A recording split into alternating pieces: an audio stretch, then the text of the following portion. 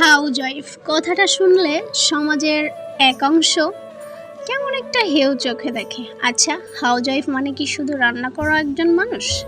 না, তিনি একজন মা, একজন স্ত্রী, একজন ম্যানেজার, যিনি সকাল থেকে রাত পর্যন্ত সংসারের প্রতিটি দিক সামলান।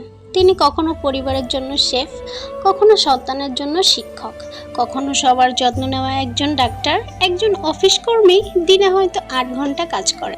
কিন্তু একজন হাউজওয়াইফ কাজ করেন 24 ঘন্টা, কোনো বেতন ছাড়া, কোনো ছুটি ছাড়া।